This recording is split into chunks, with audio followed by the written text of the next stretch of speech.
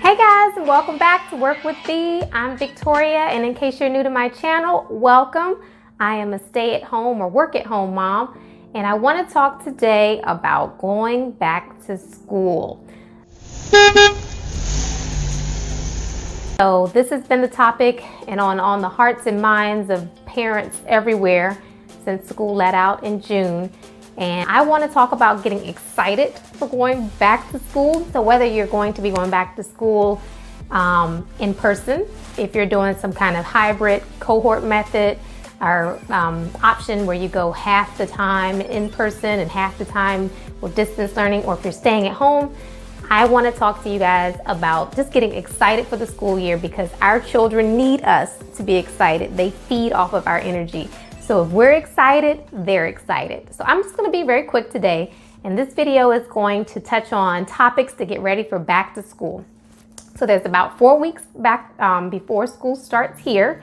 I'm in Maryland, and I want to break down kind of a week-by-week guide, and I'm going to post some of these tips on my website, Work with Thee, so that this may help you get ready for going back to school. So I'm going to start with week 4, and week 4 I'm going to call it health check. So if you have any outstanding dentist appointments or doctor's appointments or vaccinations that your child needs, call your doctor now and see if you can get an appointment. A lot of doctors will do virtual telehealth physical appointments if you're not comfortable going into the office. So that may be something that you can also do, just to make sure you give yourself enough time to get that paperwork back in before school begins, okay? All right, so now we're on 3 weeks. 3 weeks getting back to school. I want to discuss sorting through your old clothes. So has your child outgrown their clothes? Do they need new shoes, new socks, new underclothes, perhaps a fall jacket? It may be silly to purchase these things, and you don't need to waste your money in abundance buying them, but to give your child some sense of normalcy. So for us, we are going to have a new outfit for the first day of school, even though for us, our first day of school will be at home. And just to commemorate the day and to get excited about the school year. So I encourage you to do the same. Also, I want to talk about getting your child back on their sleeping schedule. So for us, we go to bed when we want, we get up when we want, and we kind of let the day flow however it flows. But getting back to school, if you want your child to have the best chance of having success, you want to get back into some sort of a routine. So I would suggest every night, just starting to roll back about 10 to 15 minutes a night till you get back to the determined time that you want to get your child to bed. So if your child has to get up at 7 o'clock or 8 o'clock for school when school begins, and you want their bedtime to be, let's say 9 o'clock, but they're going to bed at 10 or 10:30, then every night just go to bed a little bit early so that their body can adjust to the new normal. And before you know it, the time will be changed in the fall. All right, so I'm going to talk a little bit about back to school supplies. So I have some back to school supplies here that I'm going to go over with you guys, okay? So here are the items that I got for Desiree, and they're basic school supplies that we have them at home. I bought her 4 composition books so that she can have 2 for her English classes and 2 for her Spanish classes. They do a lot of writing. And in addition, I also bought the spiral notebook, from Target, and I found this cute one that says "It's okay" that I thought was very appropriate for the time that we're in. I found these were a great price. They were like 20-30 cents each for the 2 pocket folders with prongs. I bought those in various colors. And then of course your basic supplies. We have some paper clips, some staples. She loves pins of different colors, so I bought that. And then there's a lot of arts and crafts and things that they did at my daughter's school last year towards the end of the year. So I stocked up again on construction paper. We have some glue sticks as well as our regular Elmer's glue. And then we have some clear tape. And I know some people may think this is a little silly, but we did get a new book bag. So why did I get a new book bag? I think for me, it's just to provide a little bit of hope for her that eventually you will get back to school. And then at the end of the day, She can put away her things in her book bag and start her day anew with her book bag, even though we're at home. I also got this calendar here, agenda book, and it's a weekly planner. So it's from July 2020 through June 2021, so that each day she can write her homework assignments, and then at the beginning of the month it has your regular calendar, so we can point out any special days or events, and we're going to make it special. And of course, a new water bottle for the school year. And finally, a dry erase board with some pegs so that we can write any notes, things that are due, and then any special papers or things that we don't want to remember, don't want to forget, then we can stick them up there with the push pins. So those are the things that we have on our back to school list, but I just want to go just through a basic checklist for you. So you're always going to need your basics, your paper, your pencils, your crayons, your scissors, your folders and composition books. Those are all normal things that kids need while they're at school. You also want to have all things related to the computer and the internet. So if you need to increase your speed with your provider, you need to have a good laptop or a good tablet or a computer. So now is the time that you can purchase. A lot of places have them on sale, and many school districts are giving out the tablets or loaning them to the students so that they can have them for the school year. So I would suggest within that 3 weeks before school starts, if your school hasn't already given you the information about how to get one of those devices, to contact them directly. Ink and paper. So last year we spent a lot of time in printing things.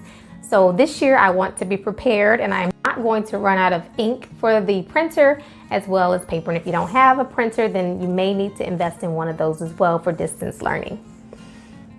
We have, I mentioned back previously when I showed you the supplies that we have, a whiteboard so that we can write down notes or important things that I want her to remember and see, as well as the pegboard so that she can put up any art projects and things like that, just so we can have the feel of a regular classroom. So I also have this agenda book for her, and at school they used to give out an agenda book or a homework book so that she could mark whatever she had to do. But this way now we can have an agenda book of her own, so she knows how to track her schedule and what she needs to be doing. And if there's a project, she can manage all of that. She loves unicorns, so I got her a 2020-2021 unicorn agenda book. And finally, start thinking about snacks, healthy snacks for your child. It's such a small thing, but you need food, and food is fuel. So you want to get your child started off the right way, fuel them with good healthy snacks. And I have lots of videos on my channel, Work with V, that give you some ideas of what kind of healthy snacks you can fix for your children during the school year. I would suggest fixing an abundance of them at one time so that they can just come and nibble as they please, if that's your style. But that way you don't have to keep fixing, throughout the day, maybe if you're working from home. So you could chop up some apples, let's say, or rinse off grapes or strawberries, and for the next 2 or 3 days, these things are fresh. They can just reach into the fruit and veggie bin, and then they have that. And then also try to think of some dry snack options for them as well to have throughout the day. I have on my list also a water bottle. Why do I have a water bottle? Because I want my daughter to stay physically active throughout the day. So our plan when school begins is to get up before the school day and get out and get some form of exercise, whether that's going for a bike ride, going for a walk, playing a game outside, just getting some fresh air before the school day begins. So we have a water bottle, and I like to fill it up in the beginning of the day. That way she can track how much water has she been drinking. Did she fill up the water bottle once or twice, or not enough, only half a bottle of water. And finally, I mentioned before, the book bag. So I bought my daughter a book bag. Yes, I did. I bought her a book bag. And I bought the book bag because I feel like a book bag provides a sense of hope. And that's what our kids need, that we are going back to school eventually. I don't know when that is. I'm not going to make any false promises as to when that may be, but I want to provide some level of hope. So if you're excited, and you come in with a positive attitude, your children will feed off of you and that positive attitude. All right, so now you're 2 weeks out, school is going to begin soon. Going back to routine, I would encourage you guys to begin a routine and start implementing it before school begins. So if you haven't been getting dressed every day, perhaps you want to get your child to get up in the morning, brush their teeth, wash their face, have breakfast, get dressed. Create some level of a routine so that they can do that before the school year begins, and it'll be a lot easier for them to transition when school actually begins to get their day started off right. And finally, 1 week out before school begins, I would suggest having an organized entryway.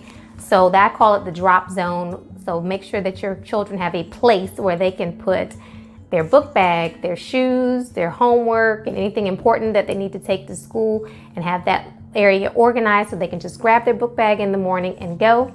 And if you're doing distance learning and you need to create a space at home where your child can work, so that this is the workspace, this is where they can focus, and this is where they can do their best in a structured environment, if that's how your child works best. But I would suggest having a designated zone or zones throughout the house where they can work.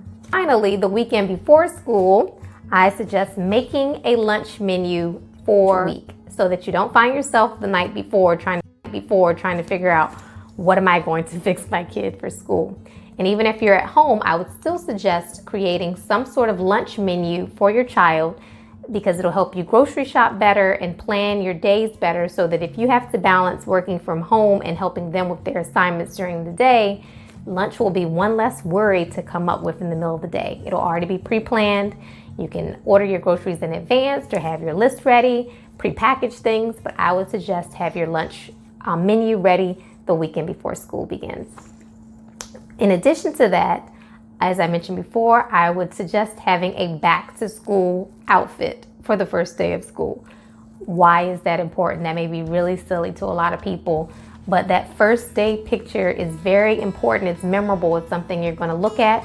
So buy the new outfit, even though you're not going anywhere. Maybe buy the shoes. Your children will need shoes, whether they're home or if they're out, so it's not a total waste of money, just to give them some excitement.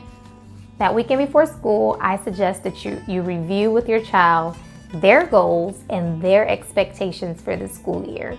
So figure out what they want to do. A lot of them, if you're home, they're going to want to go back to school. But since that may not be possible in the near future, discuss with them what their goals may be, the things that are attainable for them.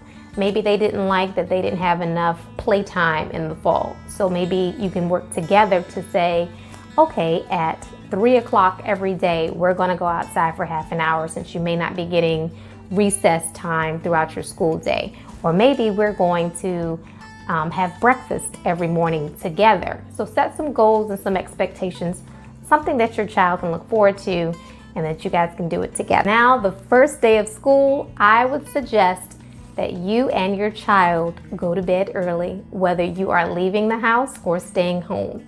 So that way you can have time to get up, get dressed, and maybe take a walk, have some prayer time, have some meditation time to kind of calm the nervous jitters of a new school year, and so that everything runs smoothly that morning. And so that if something's forgotten, you have a wardrobe malfunction, there's time to take care of that.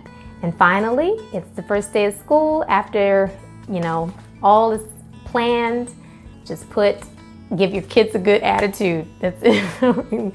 That's it. Show them your best attitude on day one. And it may be difficult for you. Pace yourself. But, we're all in this together. There is no perfect solution for back to school in 2020. If my child is a very social butterfly, so there is no perfect solution to staying home. But I encourage you guys all to go with a good attitude, be your child's teacher, be their friend, be their parent, because they're missing all of those kinds of peer-to-peer interactions. And I wish you guys a great school year, no matter what you do.